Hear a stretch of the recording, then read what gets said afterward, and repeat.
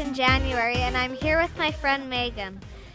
She's a fashion diva, and she's going to show us some fashion tips for staying warm in winter but still looking styling. You should check out her YouTube channel, MeghanJessicaMarie. What are some fashion tips that you would give people that don't want to look like a lumberjack in the middle of winter? Well, I find things like a toque and a scarf and kind of accessorizing with the kind of boots you're wearing right now, which keep your feet really warm. Some nice warm gloves. I find those things keep you really warm in the winter, and it helps for layering. Yeah, they do. And I noticed too that you have, everything is matching. I noticed that you have some purple in your boots and also in your scarf, and you have all gray attire, which is really fashionable. Thanks for noticing that. So what's your favorite piece of winter clothing? Infinity scarves. The infinity scarf? 3, I think. But every store I go to, I always look for one. Those are the circle scarves, right? Yeah. Can you show me how they work? Oh, my hat has to go off.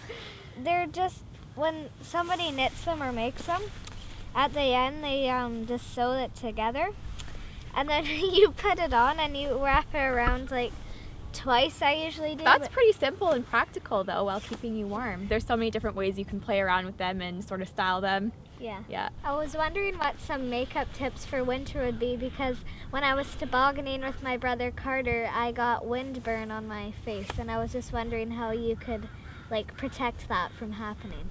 Well, one thing I find really helps is using some kind of sunscreen or a moisturizer that has SPF in it. So usually before I apply my foundation or any other makeup, I'll start with a base of a sunscreen, and it's really good in the winter because it protects your skin and it also prevents age spots in the future. So I've noticed you really love adventure. Yeah. What is your favorite thing to do here at the beach? I like to skip rocks, and when it's summertime, I like to build sandcastles. That's so cool. It's always good, no matter how old you are or where you are, to always tell somebody where you are, even if you are an adult. Absolutely, I completely agree with you. Just so if you got lost or someone would know where you were at the point before you became lost. Yes. I've actually never skipped rocks before. Do you want to show me how? Sure. You always look for the flat rock. When you're at the beach, what you're looking for to skip rocks is thin rocks, or either on one side it needs to be thin and they can't be too heavy or big. So kind of like this, like yeah, a little bit thinner. These ones are smaller. Would they work the same as something like this or this? Well, I would think this one would skip farther because it does have a little bit heavier, so it has a longer ways to go. And this is a pretty cool rock too. That is really cool. I like the colors. Yeah, at the beach you can find some pretty cool rocks.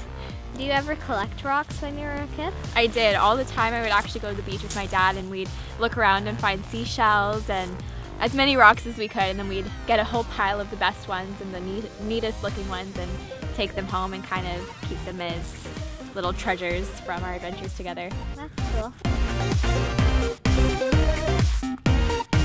Whenever you're skipping rocks, you want to get down to the ground and bend your knees and sort of flick your wrist. Okay. And then you flick it. That one didn't work. Okay, well, I'll give it a try. Nope. Usually takes a few tries. Ah. Apparently I suck at skipping rocks. Alright, I've got this one. Let's see if I can do it.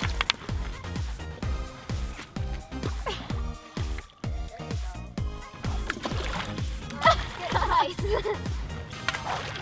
Okay, wait, I gotta try one. Here, this is how you hold it. Put it in the sea. In the sea.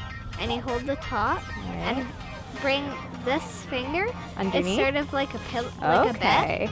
And you put your thumb on top. Okay. And put the finger around. Right. And you get down and you flick your wrist.